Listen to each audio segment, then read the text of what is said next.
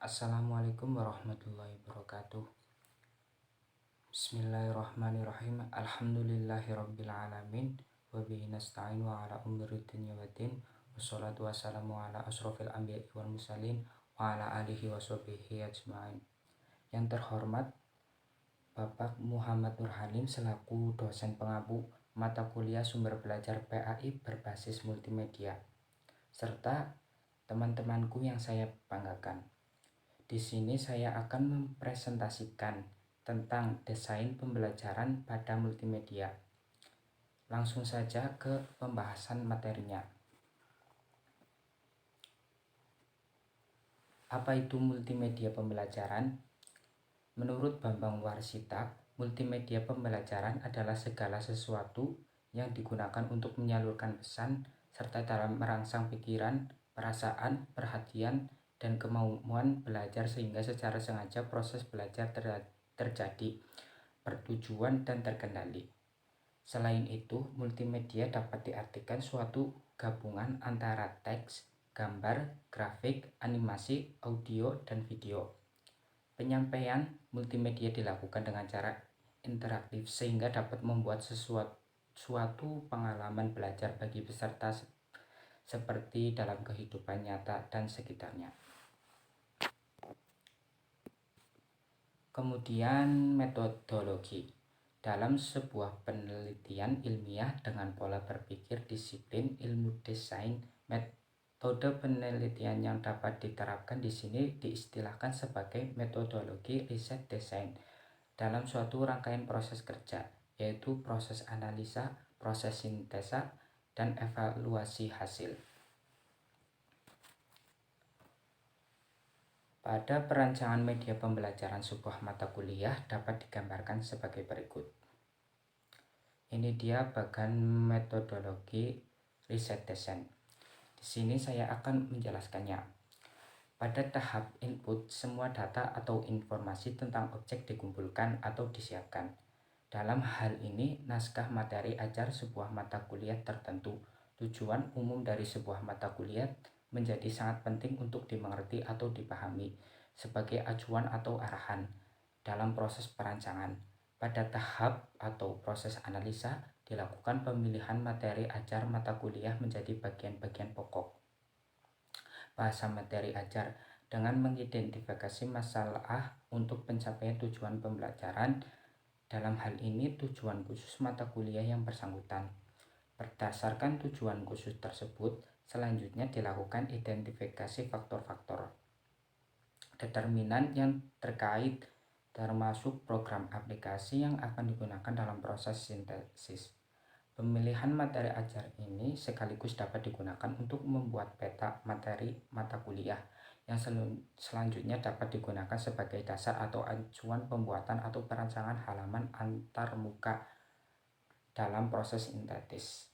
Selanjutnya dalam proses sintesa dilakukan pembuatan gambar awal atau sketsa dan perancangan gambar statis serta gambar bergerak atau animasi.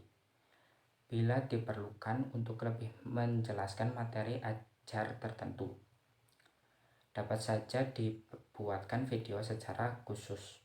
Membuat tampilan halaman depan sebagai halaman antarmuka, dibuat video secara khusus. Membuat tampilan halaman depan sebagai halaman antarmuka atau interface yang dirancang akan memudahkan penggunaan mengakses basis data yang diorganisasikan dalam suatu sistem manajemen basis data atau DBMS.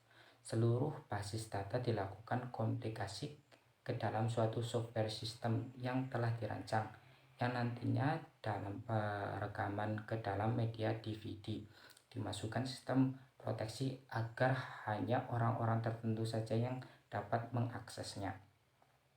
Adapun evaluasi hasil dan verifikasi dilakukan dengan menampilkan di layar monitor atau dengan kata lain uji tayang hasil yang dicapai.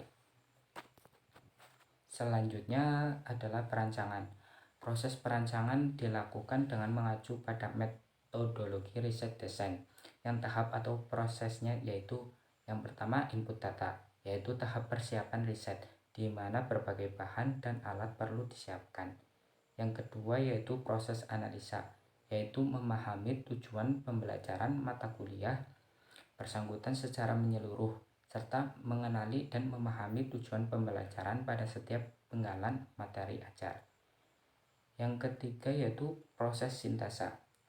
Proses sintesa meliputi yang pertama yaitu pembuatan gambar awal, kemudian perancangan gambar penjelas atau statis, yang kemudian perancangan gambar penjelas yang bergerak atau animasi, kemudian pembuatan video yang berfungsi sebagai pendukung dan penjelas bagi bagian-bagian tertentu dari materi ajar, terutama untuk menampilkan contoh nyata dari setiap penggalan materi ajar.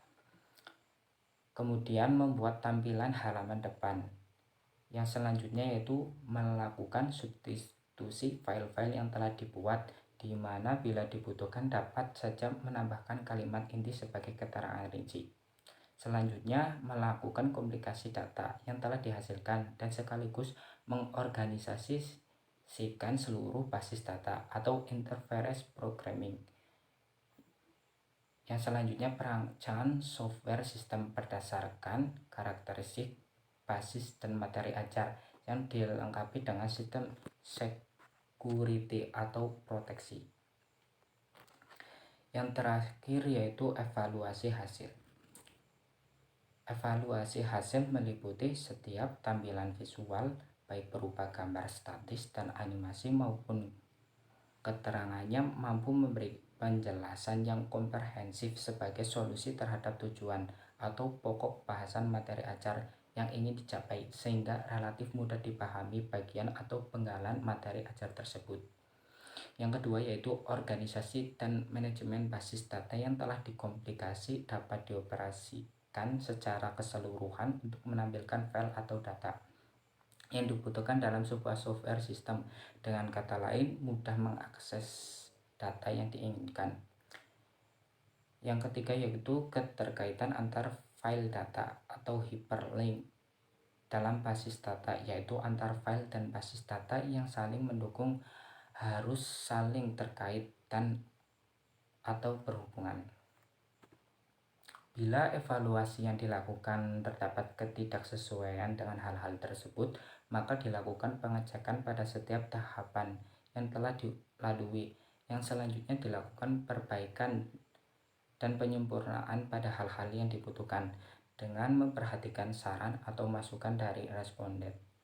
Setelah melakukan penyempurnaan, maka seluruh hasil perancangan properti produk direkam ke dalam cakram DVD. Uji tayang dan verifikasi media pembelajaran yang telah dibuat dilakukan di ruang multimedia dengan menghadirkan responden yang terdiri atas beberapa pengajar dan mahasiswa. Demikian presentasi yang dapat saya sampaikan, kurang dan lebihnya saya mohon maaf.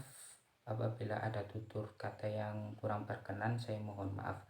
Wassalamualaikum warahmatullahi wabarakatuh.